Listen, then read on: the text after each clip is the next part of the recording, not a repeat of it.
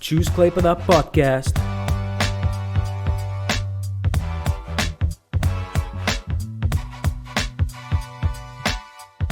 Tai sveiki visi, skaičiuojam pagaliau ne dienas, o valandas iki kol Klaipėda pagaliau taps Europos jaunimo sostinė ir tą progą kalbinu projekto vadovę Klaipėdos Europos jaunimo sostinė 2021 metai Greta Meškauskienė ir jaunimo reikalų koordinatorė Aistė Valatkienė.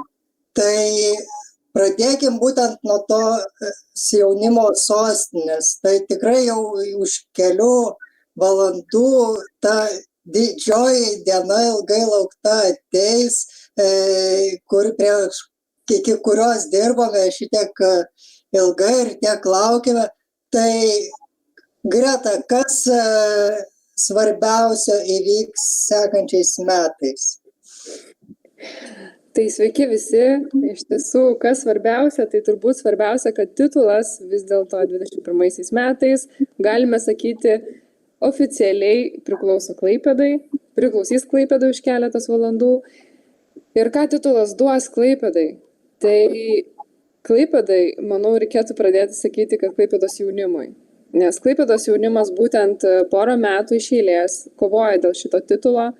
Ir manau, dėl visiems labai puikiai suprantamų ir dėl kiekvienam puikiai keliamų klausimų, su kuriais susiduria jaunimas Klaipėdoje. Tai tos problemos identifikuotos jaunimo ir bus sprendžiamos 21 metais įvairiomis veiklomis. Tai su tomis veiklomis ir ateis pokytis. Pokytis vardan geresnės Klaipėdos jaunimui, vardan tų problemų sprendimo. Tai tikėtis galima turbūt, turint įvairius interesus, galima tikėtis ir savęs kaip jaunuoliai traukties maksimalios. Net sunku galbūt apibūdinti keletą sakinių, galėčiau turbūt išsiplėsti, bet galbūt Aistė dar mane papildys, tačiau jaudulys širdyje esantis būtent dėl 21 metų yra tikrai didelis ir aš tikiuosi, kad toks pat jaudulys kils ir kiekvienam Klaipėdos jaunuoliui. Gerai, tai Aistė, turi dar pridėti ką nors? Aš gal norėčiau pasakyti tai, kad jaudulys tikrai yra, atrodo, prieš 2 metus atrodė gal pakankamai toli tie 21 metai, bet laikas labai greitai prabėgo, ypatingai tai, kad dar turėjome tokius nelengvus metus ir iš tiesų jau yra praktiškai finišo tiesioji ir įžengėme į tikruosius tos 21 jaunimo sostinės metus ir labai tikiuosi, kad situacija pagerės ir šitas projektas bus pokytį nešantis visam Klaipėdos jaunimui. Tai iš tikrųjų, Aistė jau užsiminė, 20 metai buvo tikrai išskirtiniai ir nelengvi. Tai šįkart nuo Aistės gal tai koks didžiausias iššūkis šiais metais kilo, kurį pavyko įveikti būtent pasiruošimo metu 20 metais? Aš įvardinčiau, tai turbūt didžiausia iššūkį tai, kad mes buvome užsidarę ir gyvai negalėjome susitikti, o kaip žinome, tikrai visos veiklos buvo pradžioj planuotos gyvai susitikimais. Tai buvo iššūkis viską pakoreguoti ir sugalvoti įvairius būdus, kaip mes galėtume jaunimą pritraukti per online. Kitas iššūkis buvo iš tiesų susidėlioti visą programą ir pasiruošti 21 metams, susidėlioti jau mūsų komandą, ypatingai dar taip, kad realiai negalėjom susitikti, tai turėjom visada bendrauti online režimu. Aišku, reikėjo pergalvoti tam tikras veiklas, kurios buvo tarptautinės, nes dėja išvykti mes niekur negalėjom.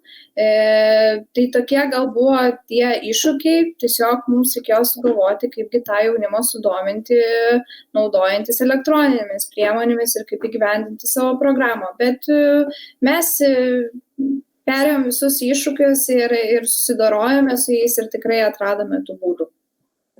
Tai Greta, tau koks didžiausias iššūkis šiais metais su jaunimo sostinė kilo? Iš tiesų, tai aš vis dar prisimenu tą kovo mėnesį ir po kovo 16, berods kovo 18 paskelbto karantino nuotaikos. Tai mes iš tiesų buvome tokioje nežinioje ir lyg ir pasimetę, bet kas labai nustebino, kad kažkaip sugebėjom rasti ir gerąją pusę viso to. Žinoma, veiklos planuotos pavasarį visos nusikėlė į rudenį, bet mūsų koordinacinė komanda kažkaip įjungė tą pavarą ir iš tiesų labai tą pirminį mūsų karantiną išnaudojo tam vadinamajam nematomam projekto struktūros kūrimui, tai visokiems tvarkoms parengti ir apskritai veiklų įgyvendinimui reikalingų dokumentų parengimui. Ir tik tai galbūt šiek tiek nerimo kėlė tas, kad mes nežinojome, kada tie ribojimai baigsis ir kokie ribojimai galios vasaros laikotarpiu. Tai kaip ir Aistė minėjo, iš tiesų mes ganėtinai operatyviai stengdavomės priimti sprendimus, netgi sprendimus kelių dienų terminui. Tai aš prisimenu vis dar ir vasarą, kur berods lyg ir nebuvo labai didelių ribojimų, bet mes turėjome užtikrinti saugumo reikalavimus. Jaunimo akademija vasaros vyko visai kitų formatų, nei buvo tikėtasi rudenį, veiklos perkeltos iš pavasario veiklos. Tikrai rado galbūt ir kūrybiškesnį gyvendinimo būdą platformų koordinatoriai. Ir galiausiai ta onlininė forma tam tikrais atvejais tikrai sukėlė didesnį susidomėjimą, nei galbūt būtų sukėlusi fizinio įgyvendinimo metu.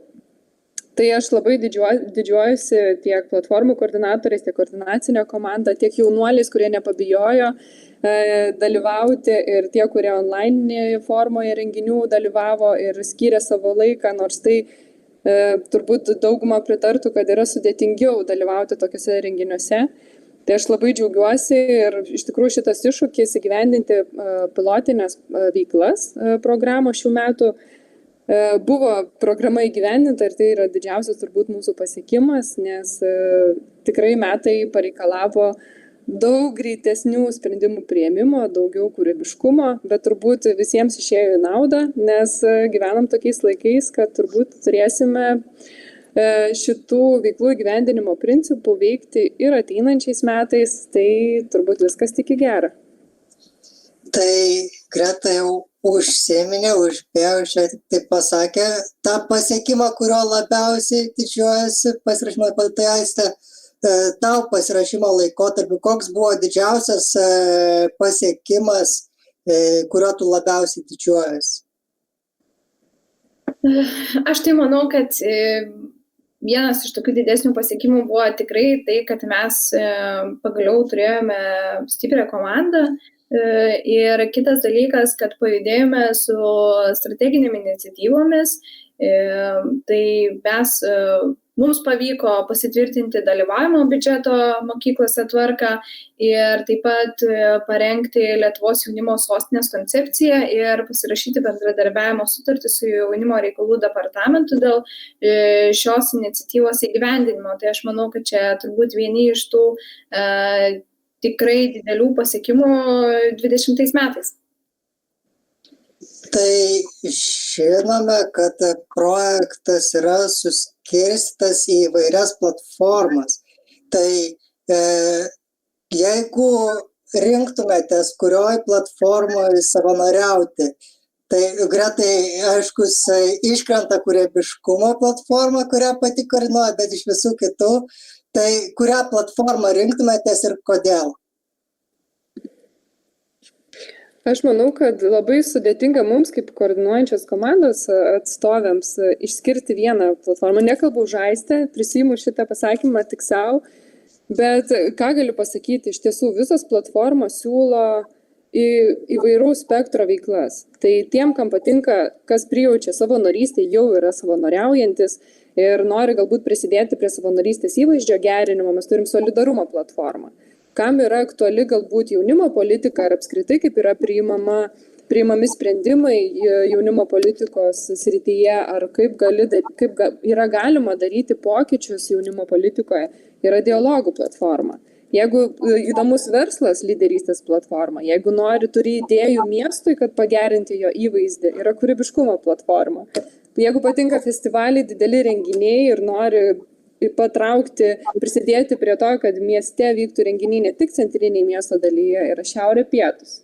Jeigu mėgsti gatvės meną ir nori prisidėti prie saugių erdvių kūrimo, yra erdvių platforma. O jeigu prijauti prie tos idėjos, kad Klaipėdoje neliktų tabų temų, yra spalvų platforma. Tai aš manau, kad kiekvienas gali save puikiausiai atrasti šiame projekte ir savanorystę panaudoti, galbūt ir išbandyti visai kitų kampų, kai tu gali savanoriaudamas būti viso to proceso dalimi. Mes kviečiame jaunimą įsitraukti ir būti nuo pat renginių organizavimo pirmosios stadijos, tai turinio kūrimo ir panašiai, iki paties jo įgyvendinimo. Tai manau, kad čia yra tikrai aukštesnis savanorystės lygis, bet jeigu jau paklausė asmeniškai, tai vis dėlto prijaučiu lyderystės platformai, kadangi verslumas yra mano kraujyje ir pati jaučiau stoką verslumo skatinimo Klaipėdos mieste iki šioliai ir tikrai turiu idėjų, galbūt ateičiai, verslo idėjų ateičiai. Taigi vis dėlto būčiau linkusi prisidėti prie lyderystės platformos įgyvendinimo, kadangi tos pažintys ar veiklos tikrai manau, kad padės judėti tą linkmę ir rasti išeitis, paskatinti, pagreitinti procesus, siekti to savo verslo idėjos įgyvendinimo. Tai Aiste, tu kokiai platformai savanoriautum? Kadangi jau visas platformas apibūdina, tai aš asmeniškai vis dėlto rinkčiausi ne vieną, o 3 platformas, tai būtų dialogai, nes man tikrai labai rūpi apskritai jaunimo politika ir visiems parodyti, kad tai yra svarbus dalykas, kad iš tiesų jaunimas yra labai svarbi sudedamoji dalis valstybės ir tai yra mūsų ateitis. Man iš tiesų įdomu, kaip mes galėtume paskatinti jaunimą labiau įsitraukti į sprendimų priėmimą ir apskritai ugdyti, kad jie turėtų bendrą suvokimą, kokie valstybėje sprendimai yra priėmami ir kodėl kartais yra priėmami vieni sprendimai, o ne kiti. Ir aš manau, kad tai yra labai svarbu turbūt suprasti kiekvienam asmeniui, ne tik jaunam žmogui, bet ir suaugusiam, gal tam, kuris jau nėra jaunimo pagal jaunime, tai yra virš 29 metų, bet man taipogi labai svarbi yra solidarumo platforma, kurioje mes kalbame daug apie savanorystę, apie tai, kad savanorystė gali būti startas žmogaus karjeros gyvenime, kad tai nėra tik tai techninis darbas arba kažkoks neapmokamas darbas, kad tai yra savęs realizavimas. Taip pat kalbame daug apie darnaus vystymosi tikslus, kas pas mumis galbūt dabar dar netiek yra daug diskutuojama Lietuvoje. Tai iš tiesų ugdymas apie tai, kuo pasaulis gyvena ir kaip mes turėtume savo veiklas orientuoti į tuos darnius vystymosi tikslus. Ir žinoma, yra man viena iš priimtiniausių, tai yra spalvos, kada mes kalbame apie lygias galimybės, apie lygias teisės visiems asmenims, apie tas tabų temas, kurios pas mus dar nėra diskutuojamos. Tai man tikrai yra svarbu, kad kiekvienas mūsų mieste arba šalyje jaustųsi saugiai ir galėtų gyventi taip, kaip jis nori ir nebūtų primetamas tam tikros taisyklės. Tai aš tikrai šitose 3 platformose savanoriaučiau, jeigu galėčiau, bet dabar esame kitoje barikadų pusėje ir stengiamės, kad vis dėlto jaunimas labiau įsitrauktų. Maliste. Jeigu turėtų para tikrai daugiau nei 24 valandas, manau, Aistė ir ne tik koordinaciniai komandai būtų įsitraukusi į projektų gyvenimą, bet tikrai savanoriautų. Taip. Tai Aistė jau šiek tiek užsiminė apie jaunimo politiką, tai tikrai laukia dar viena sukaktis.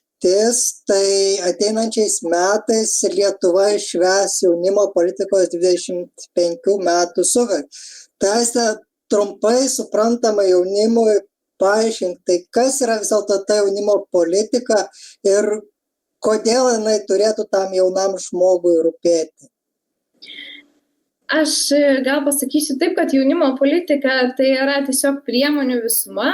kurie siekime palankesnių sąlygų būtent asmeniniai jauno žmogaus brandai ir sėkmingai integracijai visuomeniai. Tai yra, mes kalbam apie labai kompleksiškas priemonės, tai yra bendrai užimtumas jaunimo įgalinimas ir pagalba jam suvokti, kad jis gali turėti savo nuomonę ir gali ją išreikšti ir gali priimti sprendimus.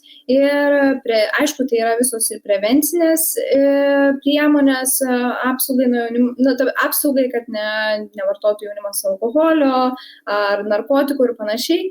Ir labai daug kalbama jaunimo politikoje ir apie atvirą darbą su jaunimu, tai yra atviros jaunimo erdvės, jaunimo centrai ir aišku savanorystė. Ir tai tikrai tai yra solidžiai skambančios pareigos, tai jaunimo reikalų koordinatorius. Tai trumpai papasakok, kokios yra jaunimo reikalų koordinatoriaus funkcijos.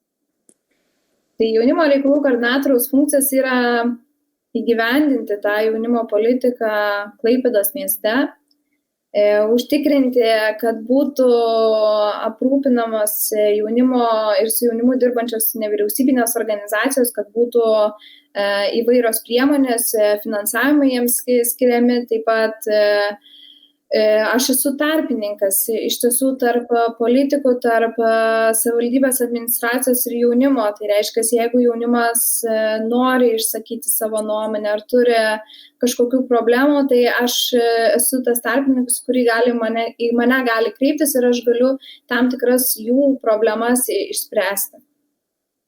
Tai kaip tik apie politiką dar toksai vienas klausimas. Tai Klaipėda vis dar neturi jaunimo strategijos atspindinčios miesto jaunimo poreikius ir lūkesčius.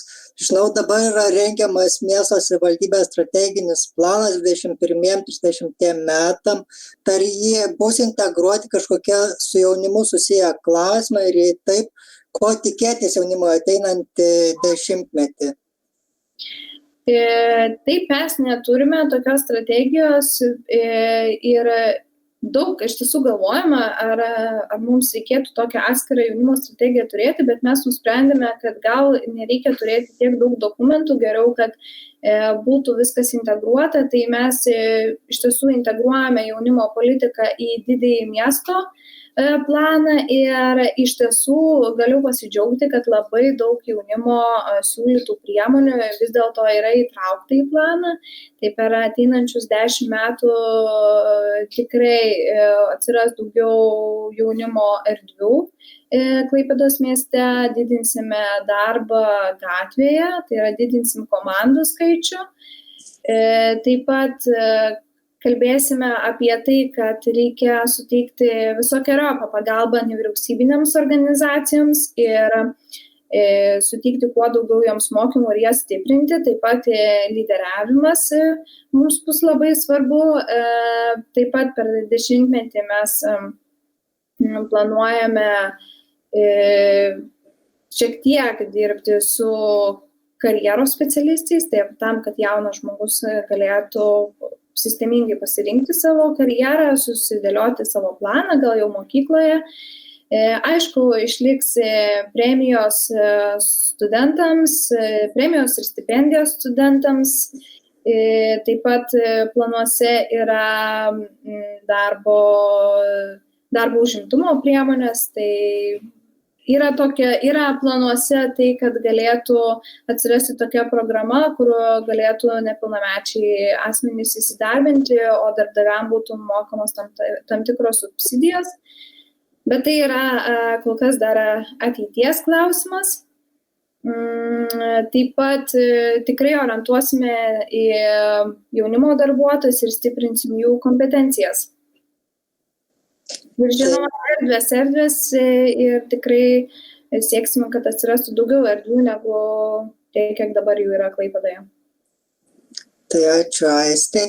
Tai aiškus jums kaip organizaciniai komandai iš tikrųjų svarbu yra tie strateginiai planai ir ta išliekamoji projekto vertė, tačiau vis dėlto paprastam jaunuoliui, manau, įdomiausia yra tie renginiai, kurių tikrai tiek gyvai tikėkimės, tiek online platformoje vyks kitais metais. Tai Greta, šį kartą nuo tavęs, tai kokio renginio tu ateinančiais metais labiausiai lauki? Antanai, kaip visą laiką, su labai sunkiu klausimu. Iš tiesų, tai aš galvojau ir tikrai bandžiau rasti save viename renginyje, bet peržiūrėjus programą, aš noriu nueiti kiekvieną. Tai iš tiesų, aš gal pasiliksiu prie šito, kad kitais metais tikrai stengsiuosi dalyvauti maksimaliai kiekviename renginyje, kiek leis laiko, sąnaudos ir galimybės. Bet galiu tikrai patikinti, kad kitais metais Klaipėdoje, kiekvienam Klaipėdos jaunuoliui bus ką veikti. Kad ir kaip šitas pasakymas būtų įaugęs mūsų kasdienybėje, kaip Klaipėdos jaunimo, kitais metais tikrai bus ką veikti. Aiste, ar tu gali išskirti kurį nors vieną renginį, kurio labai lauki kitais metais? Sunku tiesą pasakius yra išskirti, nes tie renginiai tikrai planuojami visi įdomus. Ir nežinau, ar aš galėčiau išskirti, bet gal man pačiai įdomu, kaip mums pavyks iš tiesų suorganizuoti mūsų studijų parodą. Aišku, tai nėra visiškai Europos jaunimo sostinės programos dalis, mes tai organizuojame kiekvienais metais. Bet išduosiu tokią gal paslaptį, kad iš tiesų jinai planuojama lauke, atviroje erdvėje, ko tikrai dar niekada nebuvo, būtent dėl vyraujančios situacijos šalyje. Tai man gal būtų studijų parodos toks įdomesnis renginys. Aiste, tu buvai nuo projekto pradžios, tai kaip kilo apskritai idėja, kad Klaipėdai reikia Europos jaunimo sostinės titulo?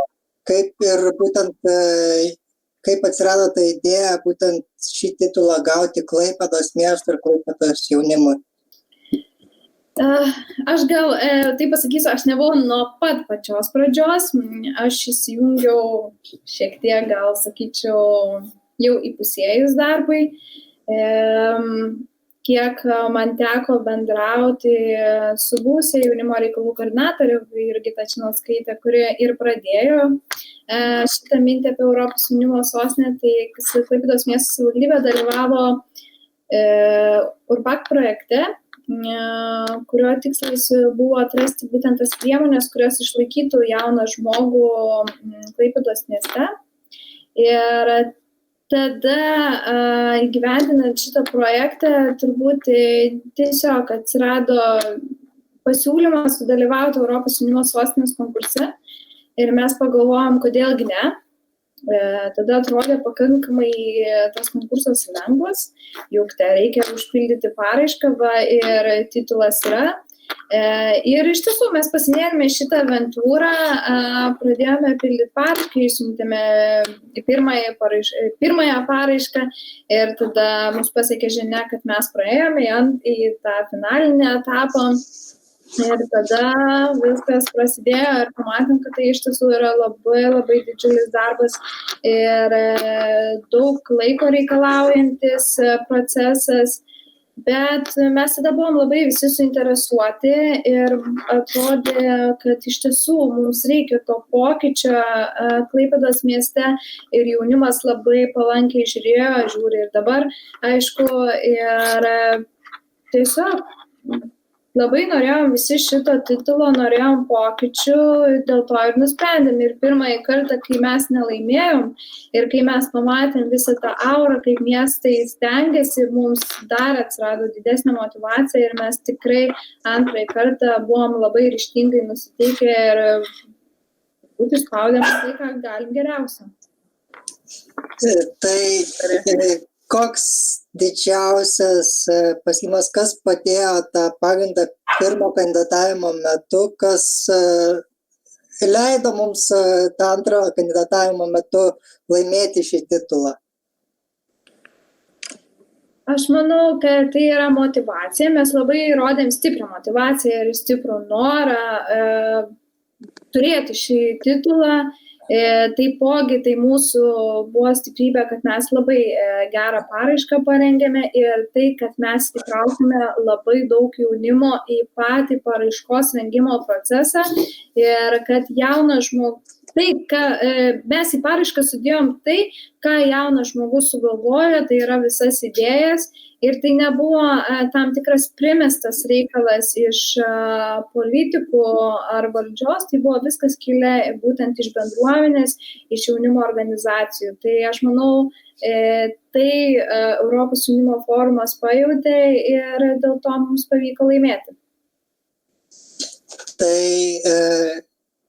tikrai labai laukiam ateinančių metų ir laukiam vis dėlto ne tik tų renginių, bet ir tų strateginių iniciatyvų, kurios padės pagrindą tolimesniam ir jaunimo politikai, ir apskritai miesto jaunimo geroviai. Tai kokias galimybės, Greta, atvers šis titulas Klaipėdos jaunimui?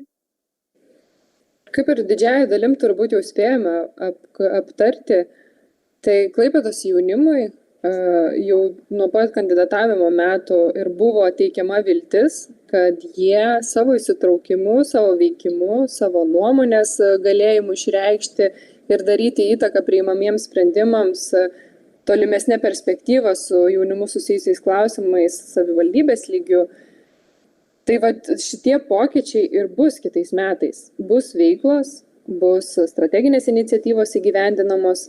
Tai su tuo įsitraukimu tolimesniu jaunimo ir to vystymu mes galbūt negalime pasakyti, kas bus 21 metų pabaigoje, nes tai ir priklausys nuo tų jaunuolių, kurie jaučia tą stygių miesto galbūt identiteto trūkumo savyje ar stokos save realizuoti, tai nuo to įsitraukimo ir priklausys. Mes turime prognozę, kad kitais metais jaunimas padės stiprų pagrindą tų problemų, kurias identifikavo kandidatavimo metu sprendimui, bet labai sudėtinga prognozuoti 21 metų pabaigą. Kaip ir šių metų veiklos, jos buvo pilotinės, mes stebėjome, kaip jaunimas įsitraukia, kokius pasiūlymus teikia, mes orientuojamės būtent, kad tos veiklos būtų įdomios jiems ir nuo paraiškos teikimo jau proceso, kaip ir Aistė pasakojo, tai buvo vienas iš prioritetų. Tai kitais metais aš labai tikiuosi, kad tie pokyčiai, kurių reikia Klaipėdai, kad Klaipėda būtų įdomus miestas, kad jaunuolis galėtų save realizuoti, kad būtų integruota jaunimo strategija į miesto strategiją, kad jinai būtų įgyvendinama, kad jaunimas būtų prioritetu, kad tie galbūt Europos lygių keliami klausimai, kaip praktikos apmokamumas, kad tai yra būtinybė, kad savanorystės įvaizdis privalo būti gerinamas, kad jaunimui teikiamų paslaugų ar jaunimo politikos žinomumo skatinimui būtų duodamas galbūt didesnis dėmesys miesto savivaldos atstovų, valdžios atstovų, kad privalo būti jaunimas prioritetizuojamas daug aukštesnėje pozicijoje nei yra dabar. Bet, kaip ir minėjau pačioje pradžioje, tai priklausys nuo paties jaunimo. Kiek jisai iniciatyvos rodys, kiek jisai norės įsitraukti, kiek jiems bus svarbu matyti savo miestą, Klaipėdos miestą, kaip jaunimo miestą, kaip naujo įvaizdžio suteikimo Klaipėdos miestui.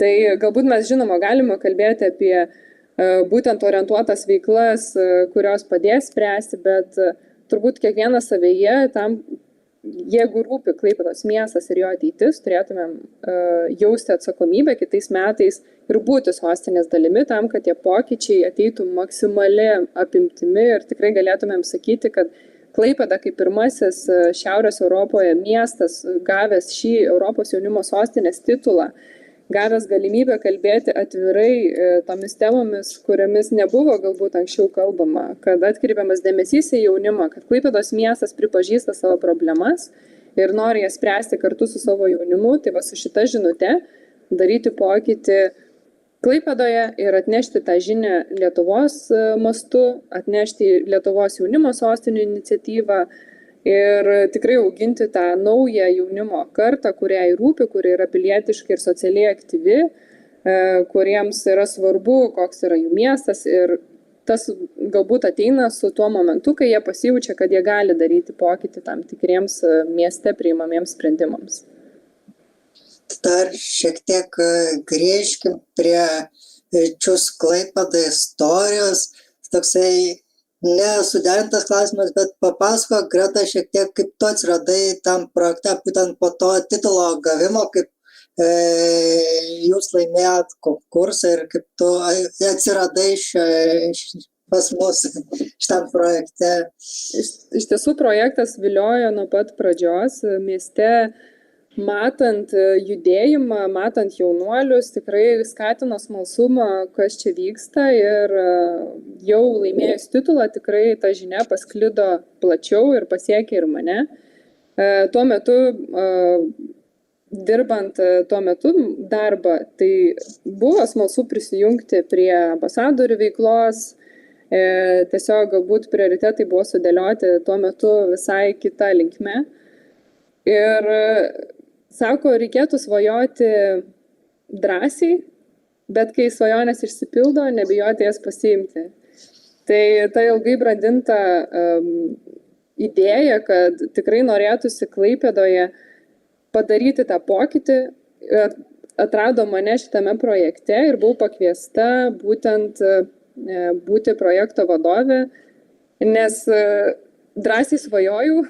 Ir svajonės rado galimybę man padėti tas svajonės įgyvendinti. Tai manau, kad atsiradimą apibūdintų labiausiai šitas apibūdinimas, nes turbūt visi tie struktūriniai pokalbiai ar ta patirtis nėra labai įdomi. Galbūt tas dvasinis iš tiesų, kad su tuo naujųjų metų nuotaika norėtųsi paskatinti visus labai drąsiai priimti savo svajonės ir svajoti, nes svajonės vis dėlto pildosi. Tai čius Klaipėda ir šitas projektas yra mano išsipildžiusi svajonė.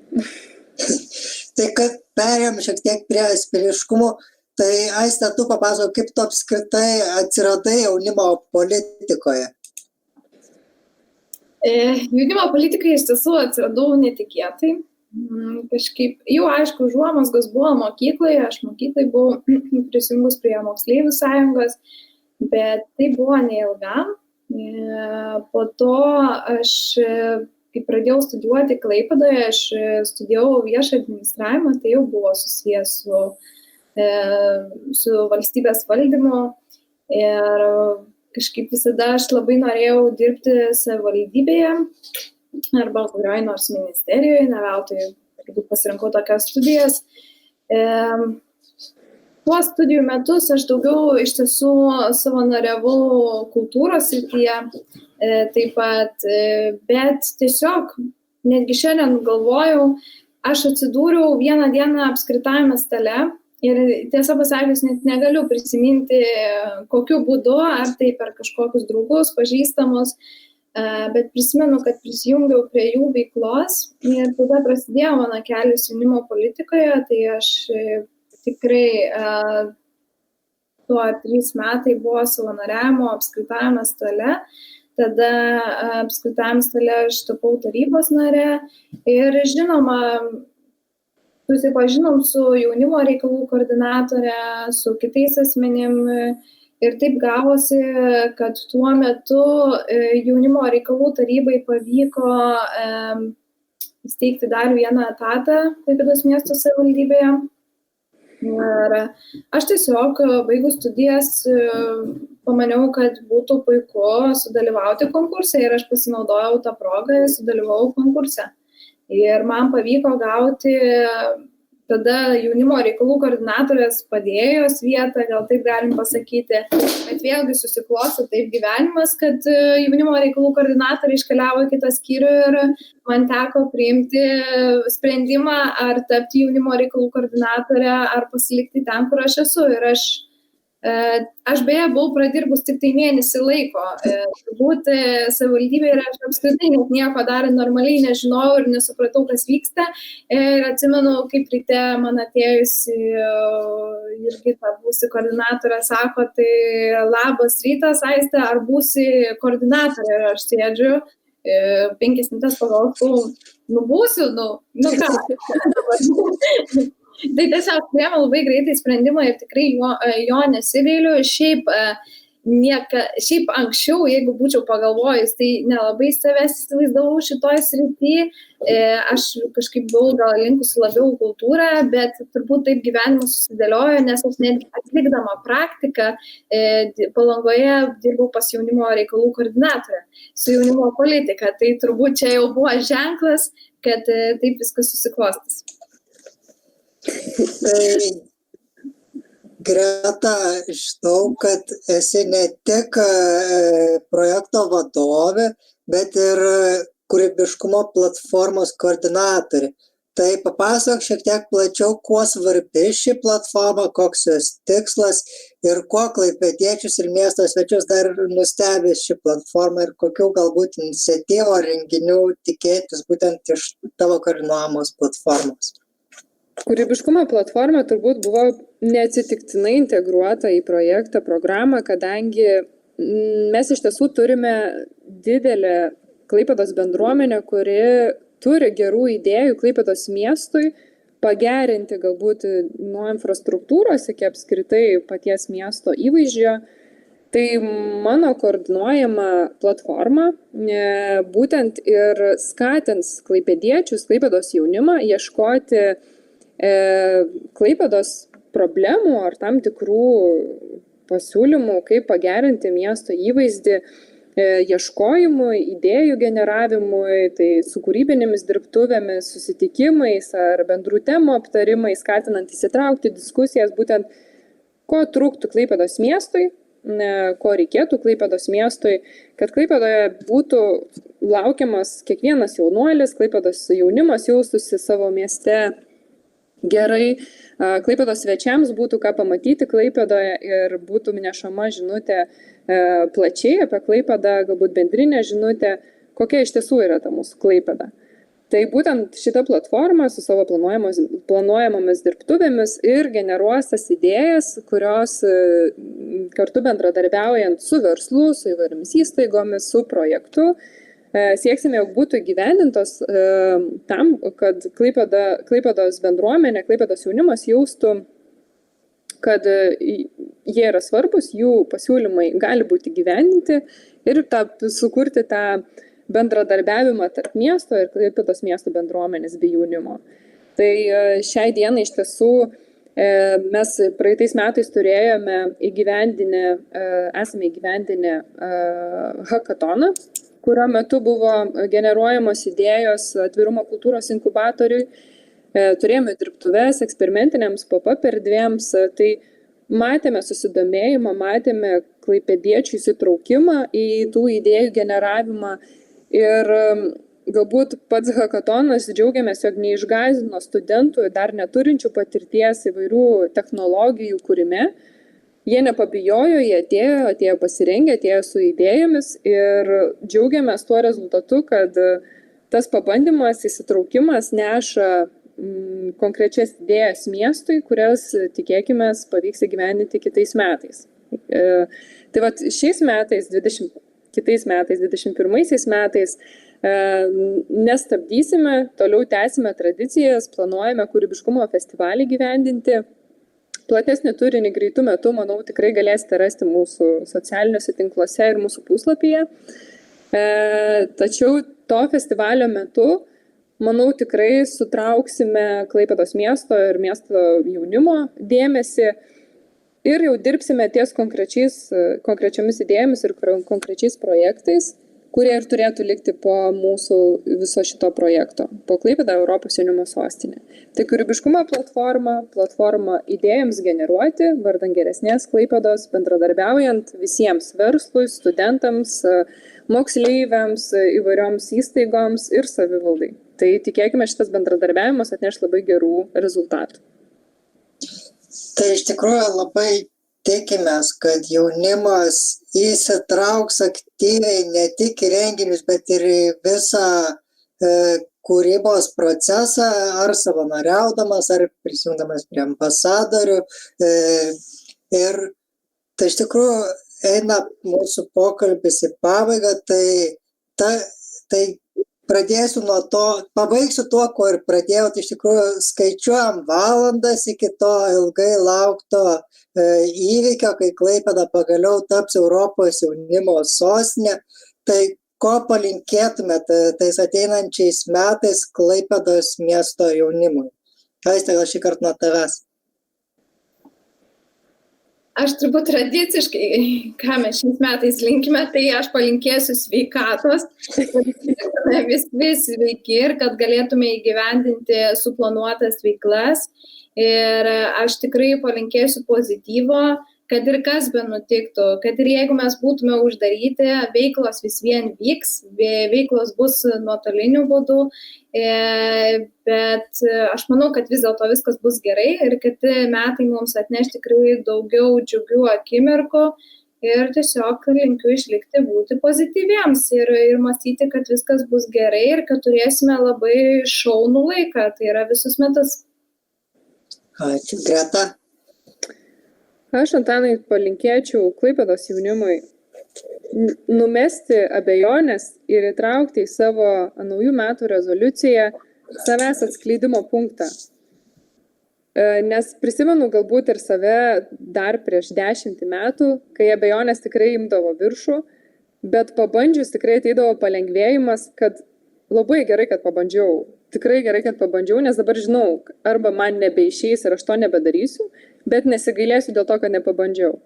Tai kiekvienam Klaipėdos jaunuoliui tikrai siūlyčiau atrasti save ir jeigu abejonės neapleis, tai pabandyti rasti save Klaipėda Europos jaunimo sostinė 2021 projekte. Nes mes tikrai galim pasiūlyti palankę aplinką tiek su Choose Klaipėda ambasadoriais, kurie tikrai savo gretose turės bendraminčių ir galės pasiūlyti ir prisidėti prie tų idėjų ar svajonių įgyvendinimo. Ir pats projektas su savo veiklomis, savo siekiais ir visa mūsų komanda, manau, į kiekvieną Klaipėdos jaunuolio svajonę nepažiūrės pro pirštus ir ieškos būdų, kaip būtų galima ją įgyvendinti. Tai nebijokit, abejonės pridaro daugiau abejonių, nei kad paskatina veikti. Tai kai apninka abejonės, raskit mus ir mes padėsim tas abejonės įgyvendinti. Tai ačiū Gretai, ačiū Aisti. Tai dar kartą primenu jaunimui, jeigu girdite šį podcastą arba matote ir nesekate Choose Klaipėda socialiniuose tinkluose, tai tikrai pasiekit, kad žinotumėte, kas vyksta. Ir kaip aš sakau, kiekvienam podcast'e jau tradiciškai, tai tikrai jau sulaužėme tą mitą, kad Klaipėdoje nėra ką veikti ir kitais metais bus dar daugiau veiklų, tai tikrai tik tai spėkit žiūrėti, spėkit ieškoti, kur jūsų širdis linksta ir tikrai unikali galimybė yra tiek šiaip sudalyvauti įvairiuose renginiuose, bet taip pat ir prisidėti prie tos jaunimo sostinės projekto įgyvendinimo ir šitaip realizuojant save. Tai dar kartą ačiū pašnekovams, tai Greta Meškauskienė projekto vadovė ir Aistė Valatkienė jaunimo koordinatorė. Tai ačiū. Ačiū. Ačiū tau.